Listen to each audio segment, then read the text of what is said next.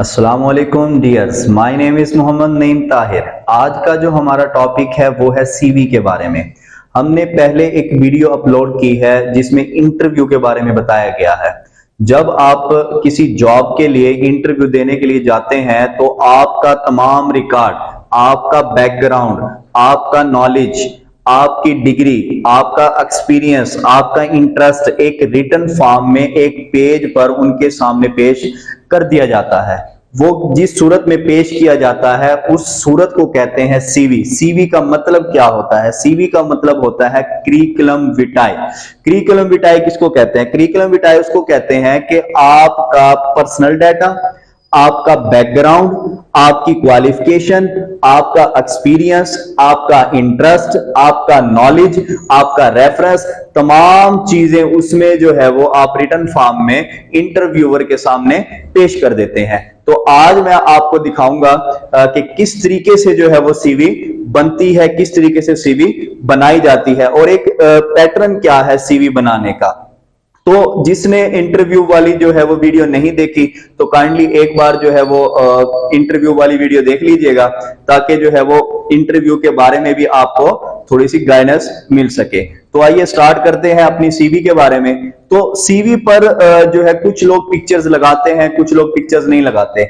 अगर आप लगा देते हैं तब भी ठीक है, ना लगाएं तब भी ठीक है। अगर लगी होगी तो जो है वो एक जैसे हम कहते हैं कि पासपोर्ट साइज की पिक्चर होनी चाहिए और वो एक अच्छी पिक्चर हो, नीले बैकग्राउंड के साथ हो और टाई कोट में हो, एक साफ शफाफ पिक्चर होनी चाहिए। अब जो सीवी है, अब उसके टोटल जो है वो 6 पार्ट होते हैं। टोटल कितने पार्ट्स हैं उसके?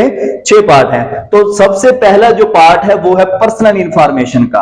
अब पर्सनल इंफॉर्मेशन में आपकी क्या क्या चीजें रिक्वायर है, क्या क्या चीजें आपने सीवी में लिखनी होती है। जो पहली चीज है वो है नेम। अब जैसे मैं हूं, मेरा नाम है जी मोहम्मद नईम ताहिर। जो आपका आईडी कार्ड पर नेम होगा आपने एग्जैक्ट वही नेम लिखना है। क्या नेम लिखना है आपने? जैसे मेरा नाम है मोहम्मद नईम ताहिर। उसके बाद जो दूसरे नंबर पर है फादर नेम, आपने नाम लिख देना फादर का। तो क्या नाम मेरा? राव ताहिर हुसैन। पहले नंबर पर आपने अपना नेम लिखना है, दूसरे नंबर पर फादर नेम लिखना है, तीसरे नंबर पर आपने आईडी कार्ड नंबर लिखना है अपना। अब जो आपका आईडी कार्ड नंबर है आपने वो लिखना है। देन आपका जो डोमिसाइल है, डोमिसाइल का आपने डिस्ट्रिक्ट लिखना है। मुल्तान है तो मुल्तान लिखना है, कोई और आपका डिस्ट्रिक्ट है तो आपने वो लिखना है। देन जो है नेशनैलिटी, आप पाकिस्तानी है तो आपने यहां पर पाकिस्तानी लिखना है। उसके बाद आपने मेल आईडी लिखनी है कि जो आपकी जीमेल है या ईमेल है, जो भी आपकी आईडी है वो आपने यहां पर मेंशन करनी है। उसके बाद आपने जो है वो स्टेटस बताना है कि आप सिंगल हैं या मैरिड हैं, शादीशुदा हैं या बगैर शादीशुदा हैं। उसके बाद आपने अपना कॉन्टैक्ट नंबर लिखना है। जो आपका कॉन्टैक्ट नंबर वो लिखना है जो आपके पास अवेलेबल हो, जो आपके पास ऑन नंबर हो। देन जो है आपने अपना एड्रेस लिखना है। एड्रेस वो लिखना है जहां पर आप रहते हैं। अब ये तो है पहला स्टेप। पहले स्टेप में आ जाती है आपकी पर्सनल इंफॉर्मेशन। पर्सनल इंफॉर्मेशन में जो जो चीजें मैंने आपको बताई हैं यही आपने जो है वो उसमें मेंशन करनी है। और जो दूसरा नंबर है वो है क्वालिफिकेशन का। अब आपकी डिग्रीज क्या हैं, आपने कौन कौन सी डिग्रीज हासिल की है वो आपने एक फॉर्मेट बना लेना है।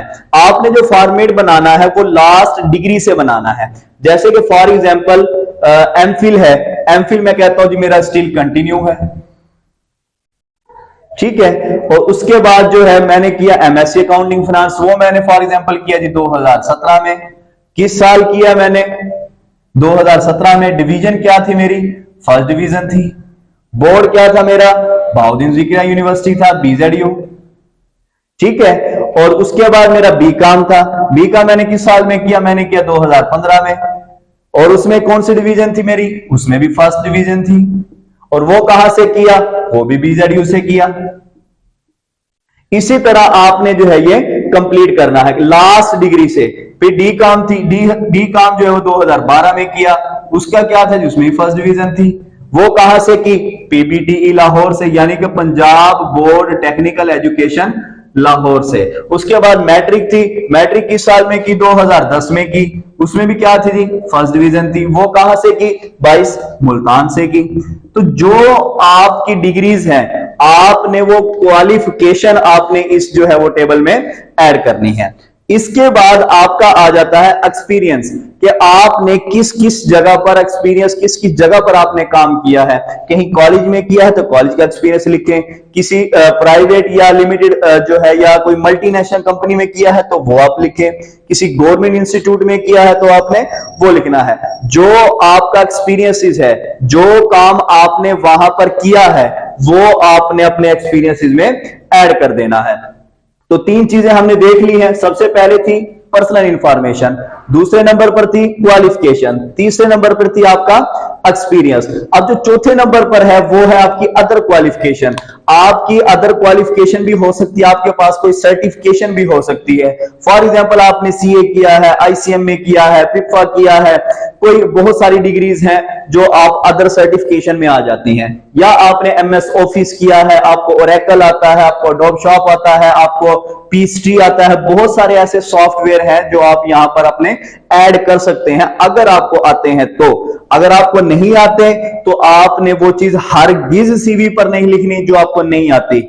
ये ना हो कि इंटरव्यूअर आपसे उसी चीज के बारे में क्वेश्चन करता है और आपको अगर ना आए वो सवाल, तो वो एक बैड इंप्रेशन पड़ता है इंटरव्यूअर पर। उसके बाद आपने लिखना है आपका इंटरेस्ट, आपकी हॉबीज क्या है, आप क्या क्या चीजें पसंद करते हैं, आपकी लाइक्स डिसलाइक्स क्या है।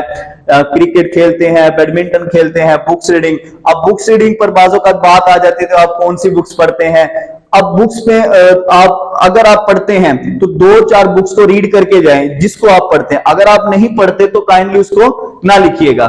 देन जो है वो लास्ट स्टेप जो है वो रेफरेंस का है। रेफरेंस पर क्या लिखना है कि डिमांड ऑन कॉल, कि आप जो रिक्वायर करेंगे, आप जो जब कहेंगे हम अपना जो है वो रेफरेंस पेश कर देंगे। तो ये थी हमारी सीवी। तो काइंडली ये पैटर्न भी हो सकता है या और बहुत सारे पैटर्न है, लेकिन एक अच्छा पैटर्न है ये सीवी का, तो आप इसको फॉलो करें जिससे जो है वो आपकी एक सीवी का इंप्रेशन एक अच्छा पड़ सकता है।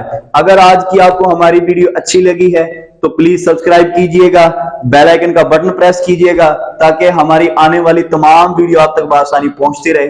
शुक्रिया।